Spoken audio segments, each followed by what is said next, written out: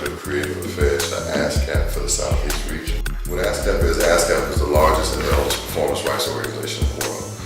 What we do is we make sure that writers' interests and their works are protected, to make sure that they're paid on their works. And what we do is we do, whenever you hear a song on the radio, a TV show, a nightclub, a restaurant, anywhere music is free, what we do is we license them to play the music that's in our repertoire. So even though music may seem like it's free to the public, it's not free, because a writer, that's the same thing as him painting a picture and selling it. It's his work. And so what we do is we make sure that work is protected, and we make sure that writer is paid to the maximum, to his maximum potential on that record. So when you hear a record on the radio, like an Usher record, everybody felt Usher made a ton of money off, yeah.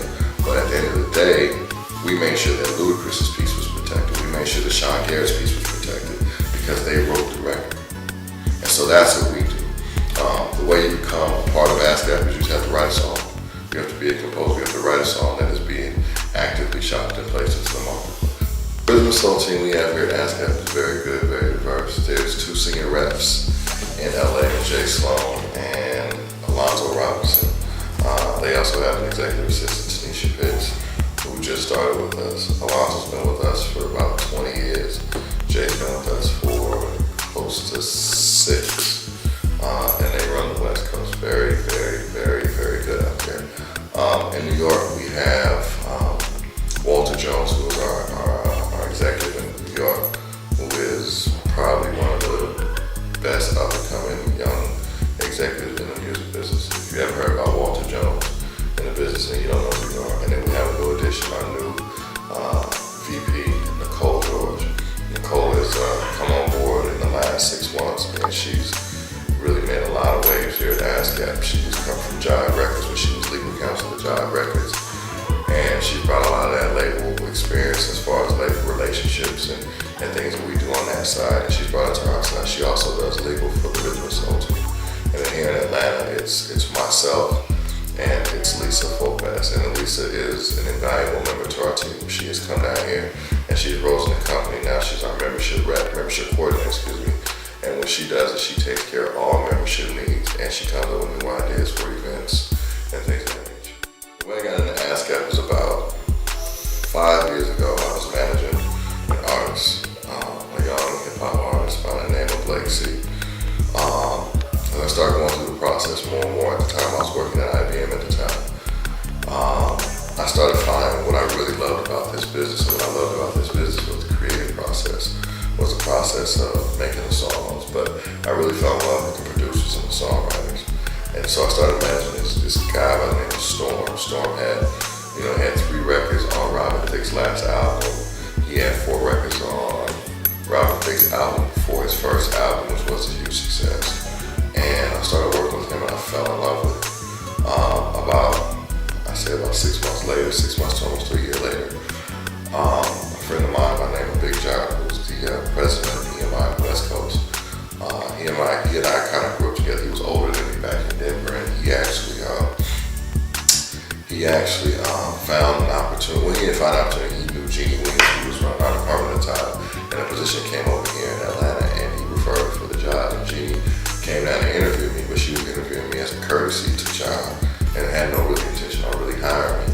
And she came out here, we met, and then she came back again, and we met, and then Jay came down with her, and we met, and it just seemed like a match made in heaven. And I went out to the Rhythm and Soul Awards when they were honoring Jimmy Jam and Terry Lewis, and at that time, when I met with her, at that time, it was real brief because they were doing the Rhythm and Soul Awards. It was just a connection, and she called me 4 days later. She said, I'm looking forward to you joining our team, and they made me an offer. About 5 years ago, I was managing an artist, a young hip-hop artist by the name of Blake C. And I started going through the process more and more. At the time, I was working at IBM at the time. I started finding what I really loved about this business, and what I loved about this business was the creative process, was the process of making the songs. But I really fell in love with the producers and the songwriters. And so I started managing this guy by the name of Storm. Storm had 3 records on Robin Thicke's last album. He had 4 records on Robin Thicke's album before his first album, which was a huge success. And I started working with him, and I fell in love with him. say about 6 months later, 6 months to almost a year later, a friend of mine by the name of Big John, who's the president of EMI West Coast, he and I kind of grew up together. He was older than me back in Denver, and he actually found an opportunity. Well, he didn't find an opportunity. He knew Jeannie when he was running our department at the time, and a position came over here in Atlanta, and he referred me for the job. And Jeannie came down to interview me, but she was interviewing me as a courtesy to John, and had no really intention on really hiring me.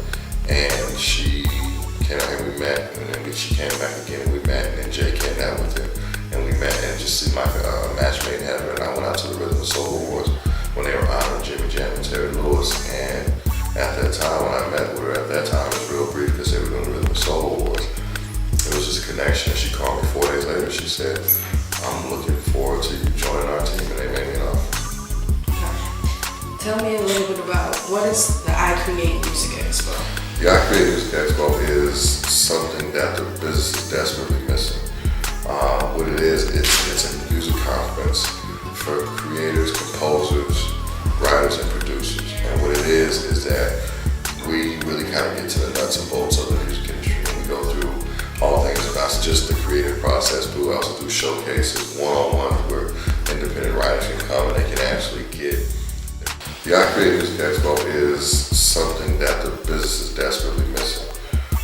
What it is, it's a music conference for creators, composers, writers, and producers. And what it is that we really kind of get to the nuts and bolts of the music industry. And we go through all things about just the creative process, but we also do showcases, one-on-ones where independent writers can come and they can actually get their music critiqued by music industry professionals. But we also do a little bit more than that.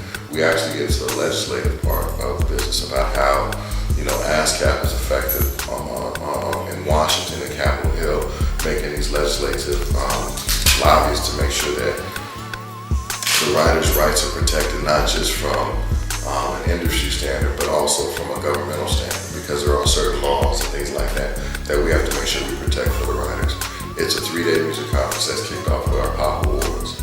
And it kicks off with our Pop Awards, which is one of our bigger shows. And then we honor all the Pop Award nominees and honorees. And then we go right into the expo. And the expo is 3 days. It's intense. It starts at 10 every day, and most days it doesn't end until about midnight, because if you talk about all the shows and expos, but the panels really start at like 10 and they end at 6. And the panels go from not just the writing, creating side of it, but it also goes to the engineering. So we want to make sure that the engineers are touched as well, because that's a great part of the business that people don't even understand, is that the quality and the sonic and how that record sounds is big. So we make sure the engineers are there, make sure they got panels, tell people how to get the best quality mixes and things on their record. It's cross-genre, so it's not just like a regular, what you would see on a regular urban side, an urban music conference. It's cross-genre, so it's urban, it's pop, it's rock, it's country, it's gospel, it's film and TV. So it's all across the board. So you may be sitting in a panel and you may be sitting next to someone who is a film composer, or you may be sitting next to someone who is a film director who is looking for film composers to come to help do some of their independent films. You may be sitting next to high-level executive VP in there in the legislative meeting that may be listening to see what ASCAP is doing for the next legislative period in order for these different rates and royalties and things of that nature. So it's across the board, and you never know who you're going to be sitting in. The writing sessions live in the studio is something that myself and Kevin Shine kind of put together. I always had an idea of doing something like that, where I could do something where it was on a monthly or quarterly basis, to where we can get people from all different walks of music in order to get to the same room. And then we want to make sure we feature certain writers, and that was something that we always had. We're getting close to 150 to 200 writers every month.